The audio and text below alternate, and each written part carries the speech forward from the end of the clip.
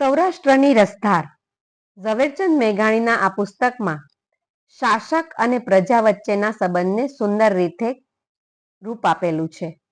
રાજાનું ઉદાર દિલ પ્રજા પાસેથી સત્ય સાંભળ્યું હોય એમ છતાંય કાંઈ કડવાશ વિના એની સાથે વાતચીત કરે અને લોકોને તેમના પરનો વિશ્વાસ કેવો એ વિશેના પ્રસંગો આલેખેલા છે. મેઘાણીભાઈની સામાન્ય લોકો સુધી પહોંચવાની અને છેવાડાના માણસની વાત લઈ સાંભળી અને એ વાતને આલેખી અને એ નાની વાતને વ્યાપક સમાજ સુધી પહોંચાડવાની જે શૈલી છે એ ખરેખર આપણું ધ્યાન ખેંચે તેવી છે. વૈશાખ મહિનાને બળબડતે બપોરે ખોખરાના ડુંગરામાં બફાયેલો ઘોડે સવાર એક વાડીએ આવીને ઉતરી પડ્યો. પોતે ને ઘોડો બે પરસેવે નાઈ રહ્યા હતા. હાંફતા ઘોડાને વાડીના વડલાને થડે બાંધી ને અસવારે હથિયાર ઉતાર્યા. ધોળિયાને કાંઠે બેસીને પોતે હાથ પગ ધોવા લાગ્યો. ગામનું નામ છે ભૂંભલી અને જે વાડીમાં અસવાર રોકાણો છે એનું નામ છે સોંડો માળી. સોંડો માળી કોસ હાંકતો હતો. કંગાલ બે બળદ કોસ ખેંચતા હતા.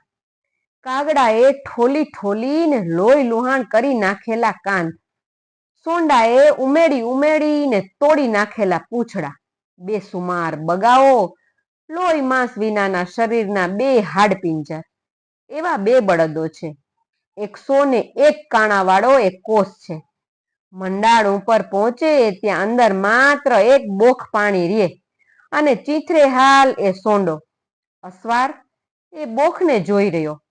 હાથ મોં ઉપર પાણી છાંટીને પોતે તડકો ગાળવા ધોળિયાની કૂણી લીલી ધ્રો પર દેહ ઢાળીને બેઠો. કોસ હાંકતા હાંકતા સોંડાએ વાત ઉચેરી. ક્યાંના રેવા?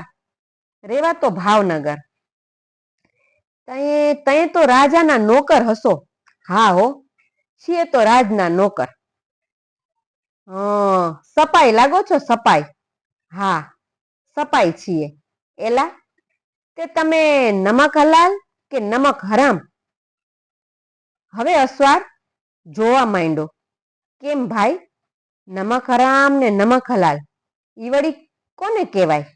લે, નમક હલાલ હો તો ઠાકોરને કયો નહીં. શું કે આખો દી સસલા ને કાળિયાર જ માર્યા કરશે કે વસ્તીના સામૂહિક કોક દી જોશે? ઠાકોર રાણીઓના ઓરડામાં ગયરો છે તે નીકળતો જ નથી. ખેડૂના ઘરમાં ખાવા ધાન ન રહેવા દીધું. અરે આ તો રાજા છે કે કસાય? વસ્તી તો કેમ જાણે એના ગોલાપા કરવા જ અવતરી હોય. સોંડો તો કોસ હાંકતો જાય ને રાજાને બેસુમાર ગાળો દેતો જાય. અસવારનું મોં મલકતું જોઈને સોંડાની જીભમાં 7 ગણો વેગ આવવા લાગ્યો. એણે ન કહેવાના વેણ કહી નાખ્યા. અસવારને કકડીને ભૂખ લાગેલી. સોંડાની શબ્દ પ્રસાદીથી તો એની ભૂખ ઉલટાની વધી. સોંડાને એણે પૂછ્યું, ભાઈ ભૂખ લાગી છે, કઈ ખાવાનું આપીશ? શું આપે? કાળજા અમારા, તમે બધાએ ભેળા થઈને ખેડૂના ઘરમાં ધાન ક્યાં રેવા દીધું છે? બોળો ખાવા છે? બોળો? બોળો શું?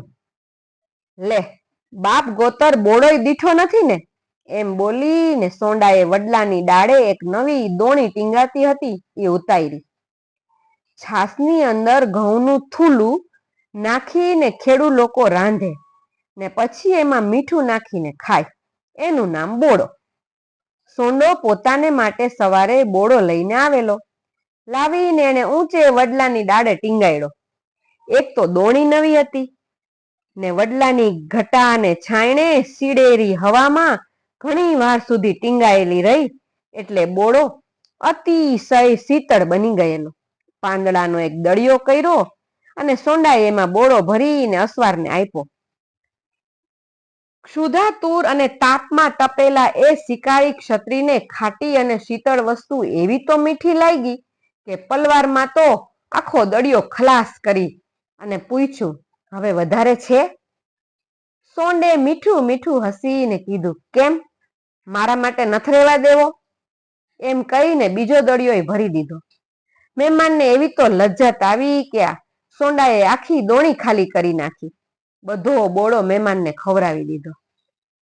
પરોણાનું પેટ ઠર્યું તેમ દુઃખદાસથી ભરેલા એક ખેડૂતની આટલી ઉદારતા જોઈને એનું અંતર ઠર્યું.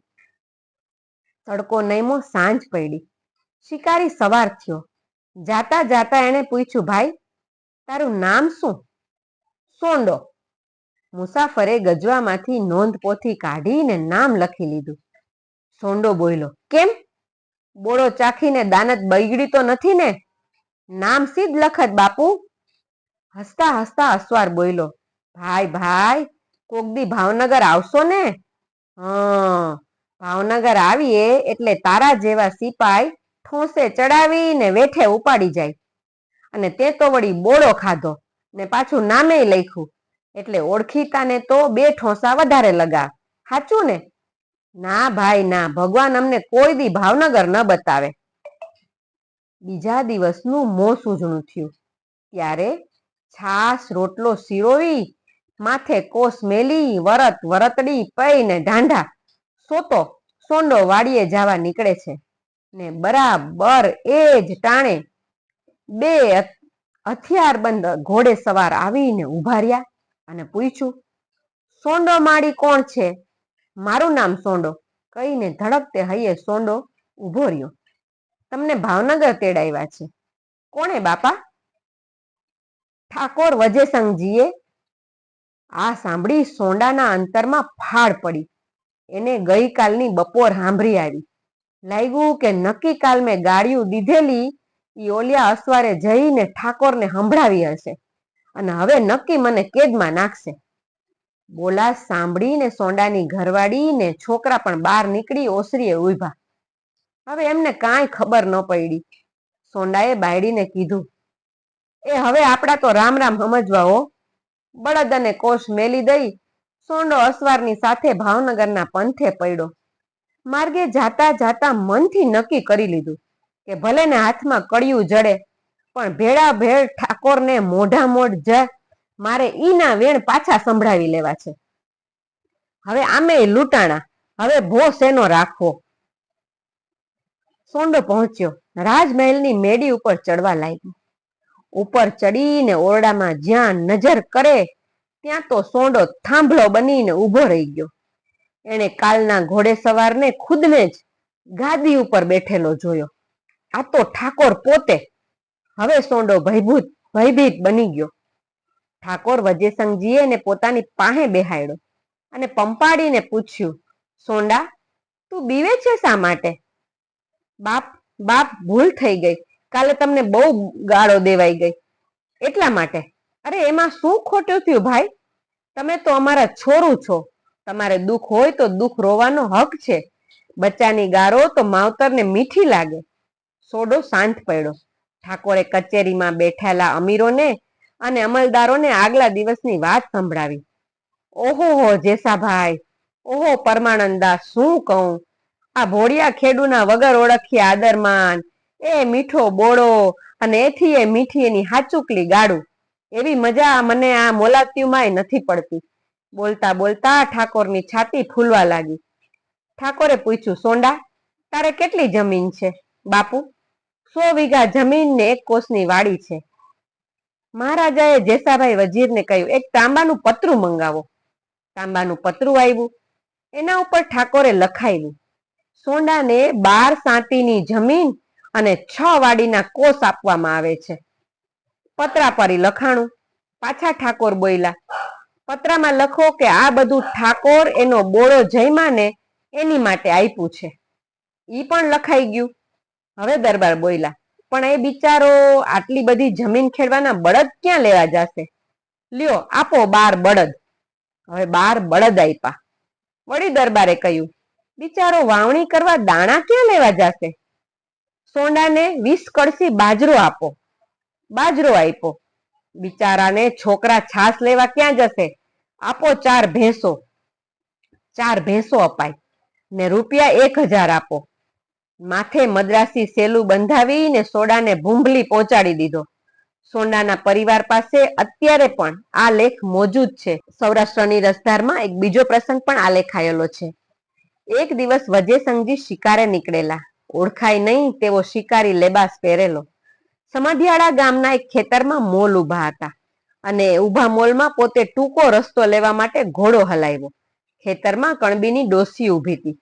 પોતાનો મોલ કચરાતો જોઈને ડોસીએ ઘોડે સવારને બે ચાર ગાળો દીધી. મારા રોયા, ભાળતો નથી પીટ્યા, ઊભા ખેતરમાં ઘોડો આંકસ, તે લાજતો નથી? મહારાજાએ ખોટો ગુસ્સો કરીને કહ્યું, ડોસી, ગાળો કેમ કાઢસ? ઓળખસ? અમે રાજના નોકર છીએ, જેલમાં ખોસી દેશું, જેલમાં.